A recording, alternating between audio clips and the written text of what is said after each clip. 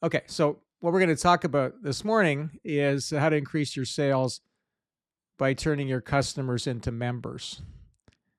And this is a great topic because it can really help you do what I was just saying, like turning your business into a relationship business.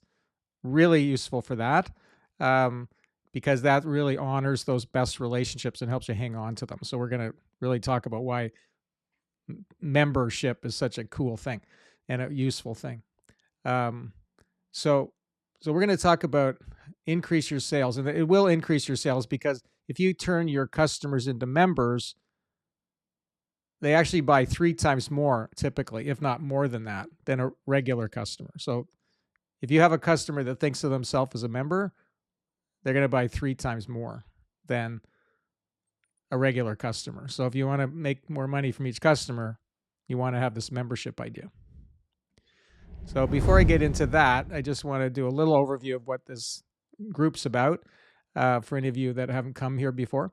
So we have the most Mondays we have this meeting, and it's the Future Network Roundtable. So the focus is on the future. It's a community, and we in this hour and 15 minutes we have a roundtable. So I give a presentation. Sometimes we'll interview people, and also then we have a discussion about the topic and any other topics we want to get into in the time we have. So this is a free group. Anyone's welcome, and I encourage you to invite other people to come to the meeting. You can forward the Zoom link to anybody you want. And then after this meeting, we have the second meeting, which is the group workshop. So at this point, we have 23 members in that group. It's a member-only group, so you do have to pay something to be in the group. And these are the real keen people who really want to take these concepts and apply them to their business. So we do strategic planning during those meetings. We have exercises we do. We go into breakout rooms and we talk to each other about what our plans are and our strategies, and we get ideas from each other. And it's a very powerful process that we use for that. So if any of you are interested in that, I'll send a link in a minute that you could sign up for that if you want.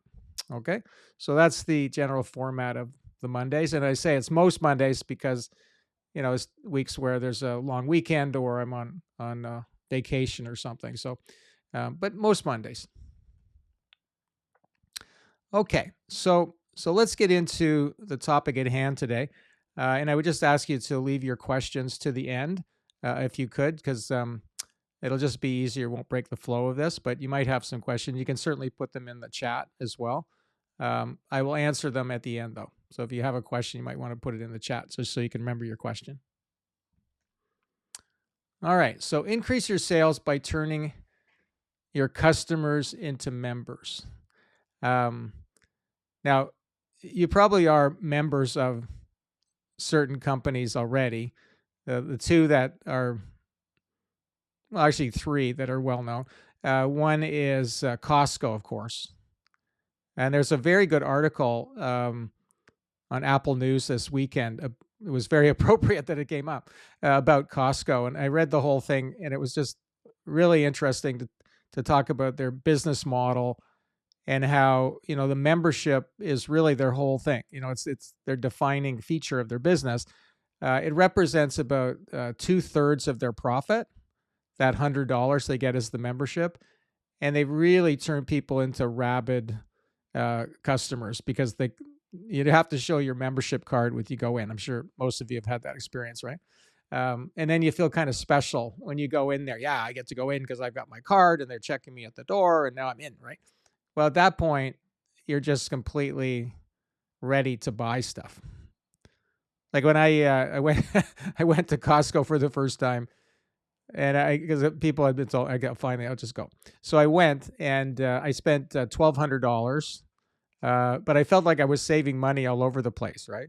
And I was buying all this stuff like giant boxes of batteries and huge bottles of detergent and stuff. And I bought this giant jar of olives. It was like $6, right? It's like a small bottle in a store is $6. So like this huge restaurant-sized jar of olives. And I brought it home, and my wife said, "Well, what's with that?" And I said, "Well, saving money on olives. She says, well, you don't really even like olives. I know. I said, but I'm really saving money on the olives. And, and then where am I going to put them? I had to figure out whether we're going to fit them in the fridge. Um, and eventually I just threw half of them out because I didn't eat them all. Right. So but I got really hooked on Costco, and it really was because I was a member, but I also had this big idea in my head. Well, I'm saving money by buying in bulk. The other thing they said about Costco, which was interesting, is that they will put these little Easter eggs in their store, like these special these products that you're not expecting, and they give a unbelievable deal on them. And so a lot of people are hunting different Costco's to try to find these because they're not even in every Costco. Um, like there was some skin cream, women's skin cream, it was like $6,000 normally. Crazy, that's crazy, but they were selling it for $20, and there was just a couple of them. And there's a story about this woman found one and was like going crazy, like I can't believe this, right? So she was like totally hooked on Costco and being a member. And then there's the Prime membership, of course, with Amazon. And I've been a Prime member for a long time, but it kind of really took off during the pandemic because I was ordering everything remotely, and I just got totally hooked on ordering stuff from Amazon. So pretty well every day something was coming. As a matter of fact, today 3 boxes are coming from Amazon, and they have 450 million, sorry, 450 million members, and they get $100 plus from them. So that adds up to $45 billion that they're getting from the members before they've even sold anything. And then the other thing about Amazon is that members pay or spend 3 times more. So an average Amazon Prime member spends $1,600 US per year on the platform, and a non-member spends $600. So almost 3 times more because they're members. And you can think about why that is, because you spent your $100, so you don't want to waste it by not buying stuff, right? So and ostensibly it's about the free shipping, but it's much more than that now. That's sort of how it started, but now it's just the idea you have membership consciousness, and you just get all these things. Like you also get like Amazon video, video streaming, music, and so on. So there's other services that you get because of your membership. So the membership is not just like one feature. It's a whole package, an ecosystem of things that you're entitled to because you have that membership, right? Like when they made the movie, it was like a TV series for Lord of the Rings, they spent $1 billion on that first season. And it wasn't even going to play in the theaters. They weren't even going to get any box office receipts for it or revenue. So why did they do that, right? Well, what they wanted to do was get people who weren't Prime members but like Lord of the Rings, said, oh, I love Lord of the Rings, I got to watch this thing. So they signed up as a Prime member. And then they know that because now they're a Prime member, they're going to buy products. So it's a form of advertising if you think about it, right? They're just not using ads, because advertising is meant to help you sell something, right? So they're making the movie or the TV show. People sign up to be a Prime member, and then they buy stuff. They buy soap, right? So there's no advertising for soap on the show. There's no advertising, but people end up buying soap because they became a member. So it's a really interesting business. I don't think anyone's talked about that to me. I don't think anyone's clued into what they're doing. But Hollywood cannot compete against regular studio against somebody like Amazon. The same would apply to Apple too, by the way.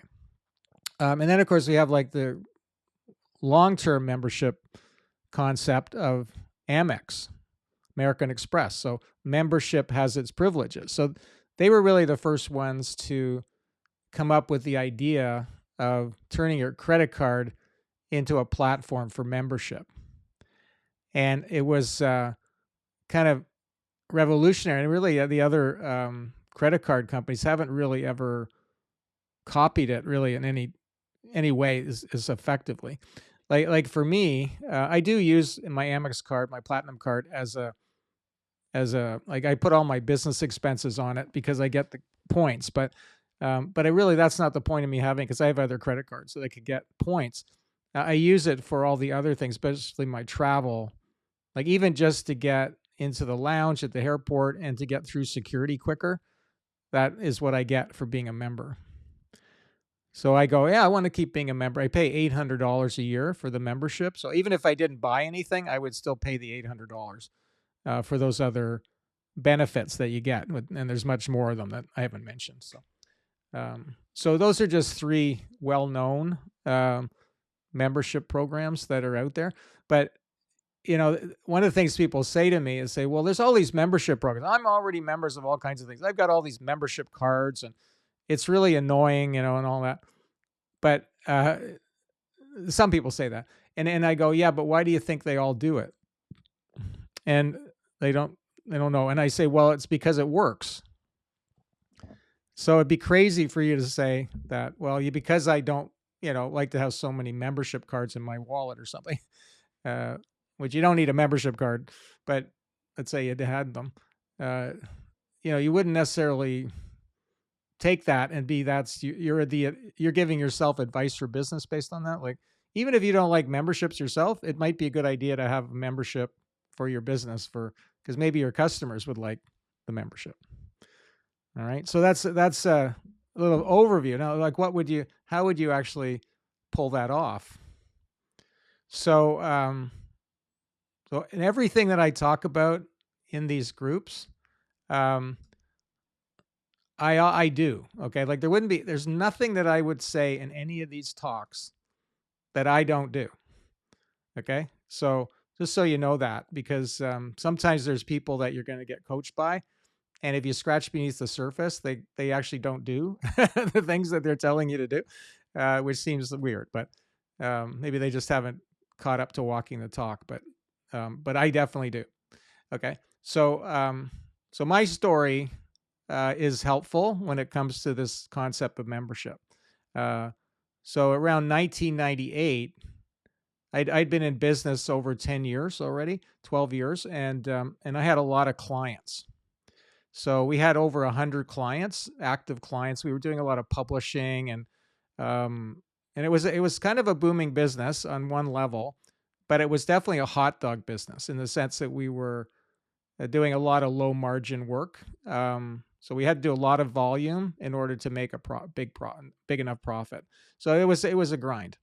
And also I was dealing with a lot of people that I wasn't really crazy about dealing with. I don't know if you've ever had a client you didn't like that much, but I think we can all agree that that's true, And so I started looking at that and going, well, who are my best clients, And there were about 5 or 6 of them that I said, these are really, really good clients, and I'd like to have more like them. So I was trying to think of a way to differentiate those people from my other clients. So I thought, well, maybe I should call them something else. So I'm just going to call them members. I'm just going to make them members. So we're going to have clients and we're going to have members. So out of let's say 100 clients, I say, well, I have 5 members. I'd like to have more members. So, what I did first was I went to the 5 and I said, look, I'm creating a membership program, and it's going to take everything to a higher level. And you guys get to be in the membership program for free. So I just immediately had 5 members, right? Like, they didn't have to pay anything extra or anything. I did want them to spend some time with me to go over it and talk about it, and they did, but I wasn't asking them for any money. Okay. So I wanted to hang on to them too. I wanted them to feel special. So I told them that they get to be members. So then I told myself and my team, I said, well, now our marketing goal, if not our business goal, is to get more members. And actually, I'd like to get 50 members in the next year. That's what I want to do. Like, let's figure out who those people are, who they are, where do we find them, how do we market to them, and most importantly, what do we put in front of them?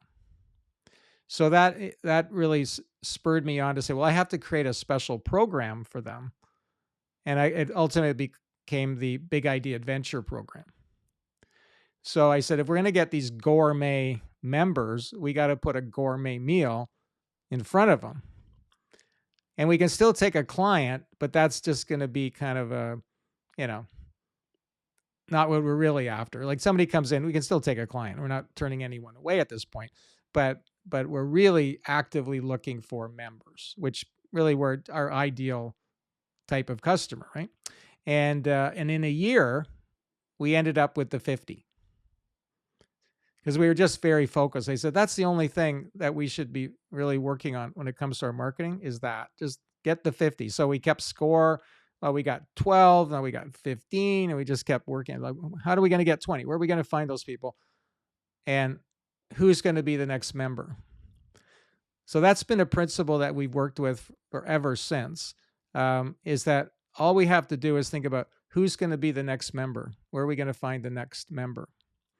And since then, we've had more than 5,000 members in that program. So I just wanted 50. I started with 5, I wanted 50, and now we've ended up with over 5,000 members. And I have a database and they're all listed on there. And, and some of you here have been in that program and you're a member in that list. And I've done about 1,600, worked with 1,600 members myself. And the other ones were done by other coaches that I either had or have right now that helped me. So it really was scalable too. But the goal was that we wanted to get the members. Now, the other beautiful thing about having 5,000 members like that is that these have all been really high quality clients, if you want to use the traditional term. So this hasn't been just your any old client. This has been someone that has actually qualified and has been what we call a green light, which we talked about before, as a really high-end client, right? And the ones we really love working with. So that's just made our business much more enjoyable because we're only working with the members.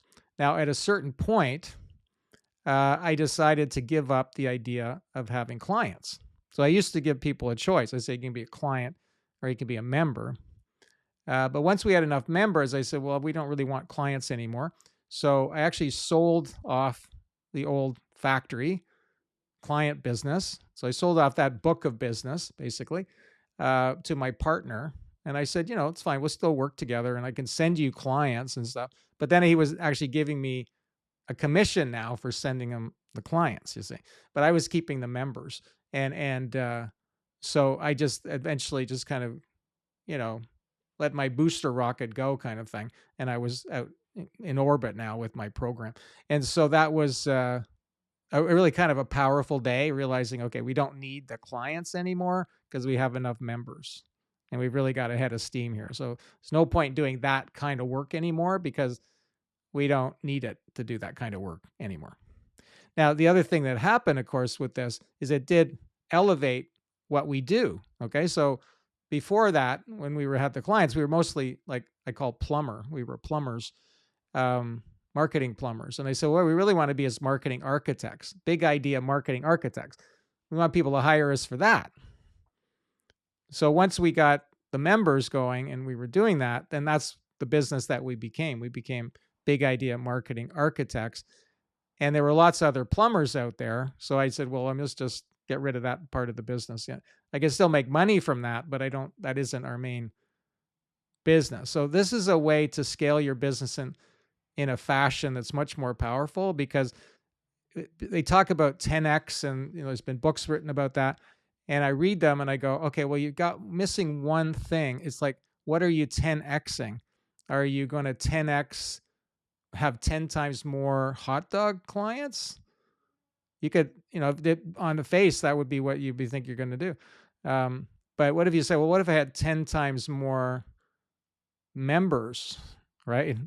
Not only would you have potentially more relationships, but you'd be making way more money from those relationships. So we're going to 10X, we're going to 10X the membership, not the clients. Okay. So this has really worked for me and I wouldn't do it any other way now. Of course, And that's what I've been teaching people to do. So how are you going to do that yourself? Okay. So it actually is pretty easy. So the first thing is just create 2 levels now in your business. So you'd say you can be a customer/client, or you can be a member. And you're going to think of them as 2 separate kind of businesses in a way. You don't have to set up a whole new business or anything, but you can just think of it as 2 separate departments kind of thing. Okay. So we got our customers and we got our members. I have a lot of clients, financial service clients, and this has worked really well for them because I'd say, okay, well, you have your clients over here, and they're just the ones buying the product, and they kind of could come and go, but you have all these great relationships, maybe people with more money and so on. They need more time. Well, let's turn them into members. Let's make them members. So you can say then to your prospects, you can be a client with us, and we're going to do these transactional things, or we're going to do be a member, and we're going to do more financial planning, more higher end work, and so on. So that right away has just been such an easy way to present that to your clients and your prospects and so on, right? And one of the things that you can do there is say, I got all these clients right now, so I'm going to designate a few that I will give a free membership to, perhaps, but also I'll just give all my clients the option and say, well, listen, you can stay a client and that's fine, and we'll keep doing what we're doing, or you can become a member and be in our program, and they may pay for it. We'll get more into that in a minute, but they're going to commit to being a member type client. Okay, so it's just very simple now to think of it that way: member, customer, and member. And then some of you, just so I throw this in as a little asterisk, say, well, where's the 3 boxes there? Because I'll know my 3 boxes strategy. It's like, let's just start with this customer, member, 2 boxes. But you could then have a super member. Okay, that would be the 3rd one. But just start with 2 because otherwise it gets complicated. Whenever you do something new like this, you got to keep it simple. So we're going to have these 2 levels, right? Now, the second thing then is to create a special process and program for your members. Okay, so it isn't just, okay, well, now you're a member and keep doing the same thing. No, we're going to have something higher, more advanced that we're going to do for the members. And a membership could be, oh yeah, you get free shipping or something like that. Okay, but that's really missing the bigger opportunity. The bigger opportunity is to create an advanced process that you can take these folks through. Okay, so that's what I did. I created the Big Idea Adventure program, which said, we can do your website as a client. If you become a member, you're going to go through our big idea process, and we're going to help you create a marketing plan and have a big idea to really drive forward your marketing. But it's a step-by-step process that we're going to go through.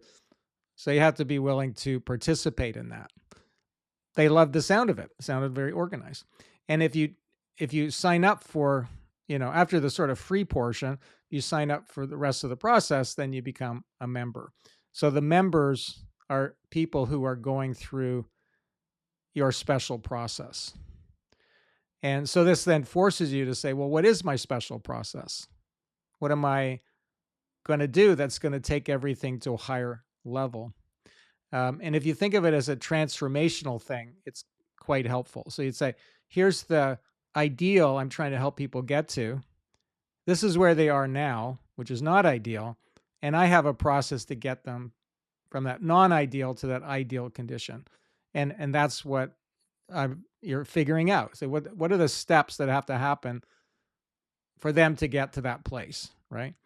And so once you got them on that path, then you really are helping them at a higher level, and then they really start to appreciate, okay, well, this being a member is actually really special. I'm getting something special here.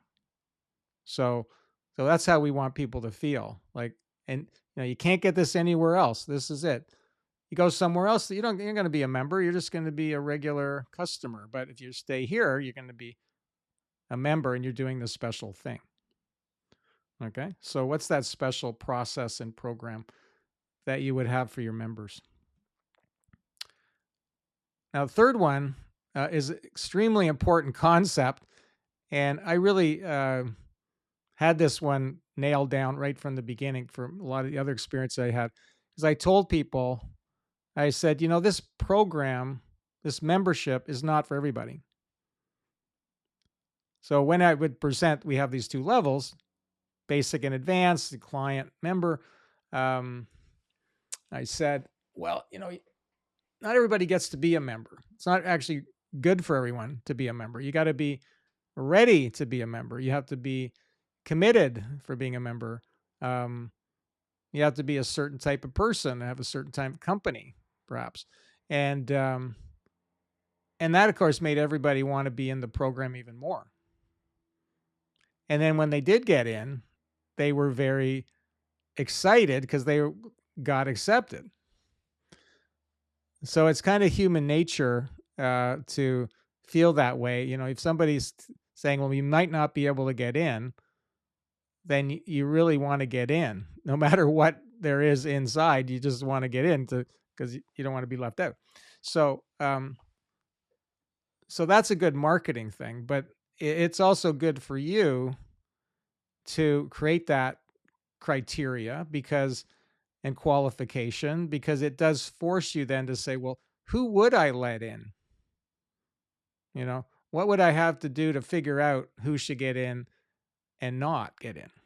So the very beginning of my process is a couple of stages that really are about filtering out people, right? So I mean, they're filtering themselves out. I mean, there's a lot of folks I talk to, and they're just this isn't their thing, so that's fine. So they're out, and then there's the people though, and I go, you know what? I'm not sure I want to work with them. So it's kind of a mutual thing, but normally it isn't, right? It's usually the customer gets to decide, whether they're going to be a member kind of thing, but not in this case. It's much more powerful if you say not everybody gets to be a member, and you can even like create like a waiting list. I worked with this fellow Roger Sitkins. He was a coach for property and casualty insurance people in the US. And he had a lot of clients, like he had thousands of clients.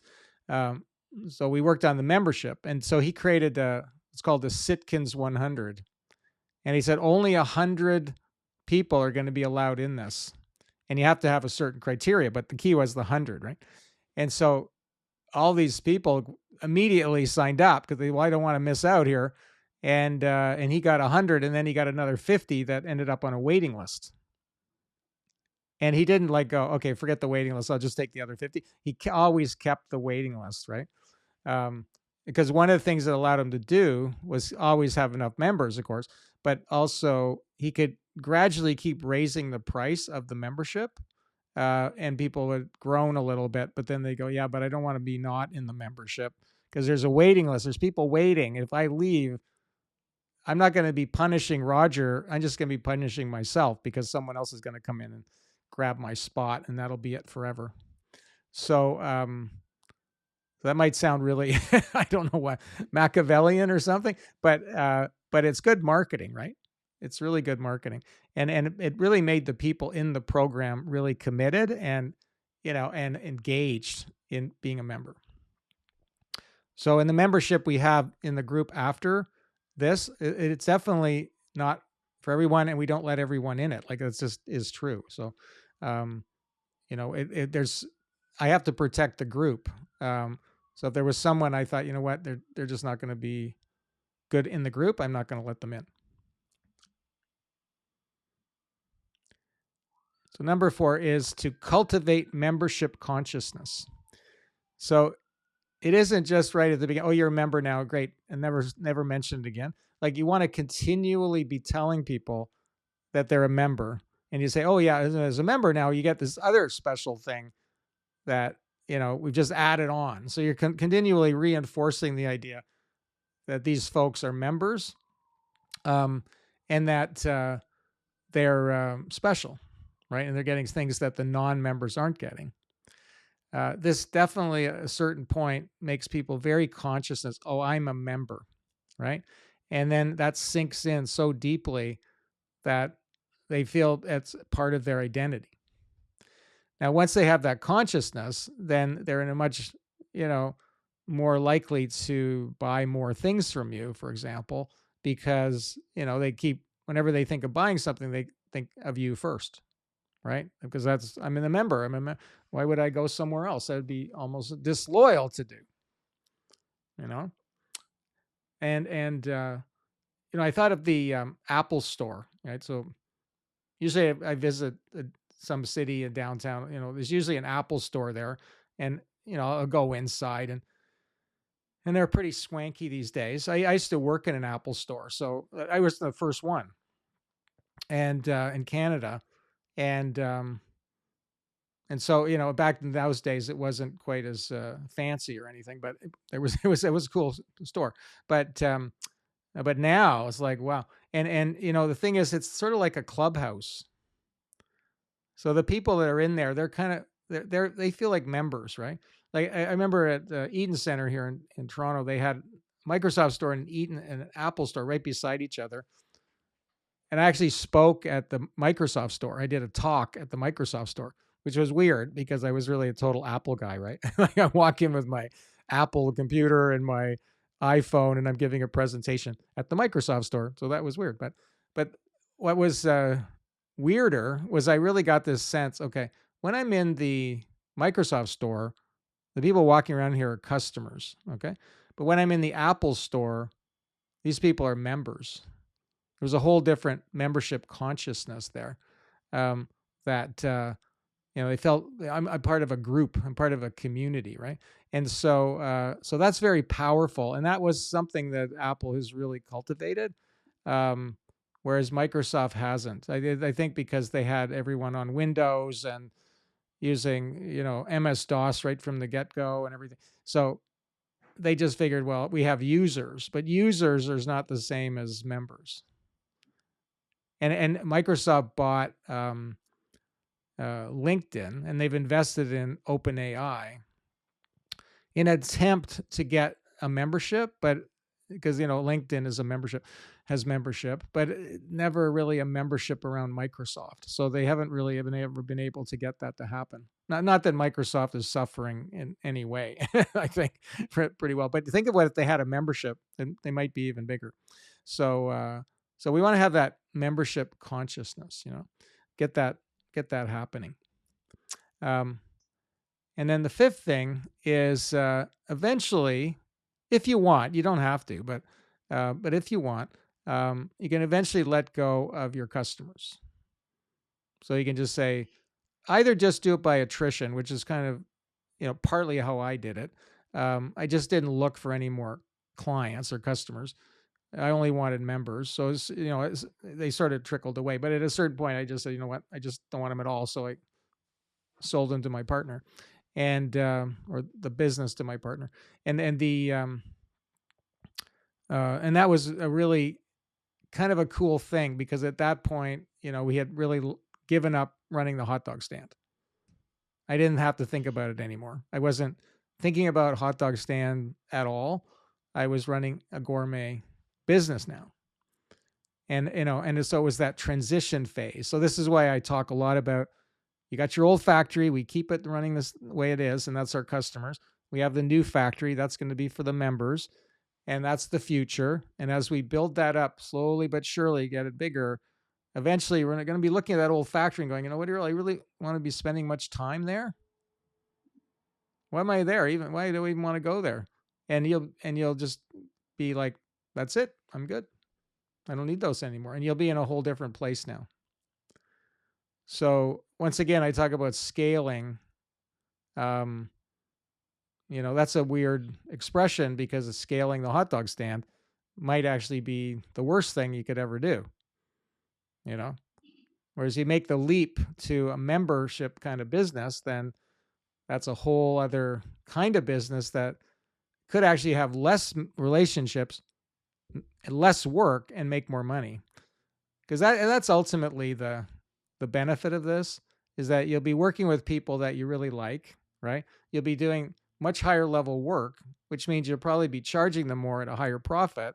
So then you can work less, and you can, and do whatever you want with that time, And so that's kind of like, in my mind, the ideal future for all of you is to have that. Now, the reason why this is, I think, also so important as a topic is because there's a sense, well, if I'm going to get to that future, I need to work on my product, make my product better. Um, and that's not wrong. It's just not the first consideration. A better consideration is to say, okay, how am I going to get more high end customers, better customers? What do I got to do there? Once you start thinking about that, you might go, no, I don't really need to change my product. Maybe I need to repackage it a little bit or something, but I don't really need to change it. Or maybe you do, right? But it's the second thought, not the first one.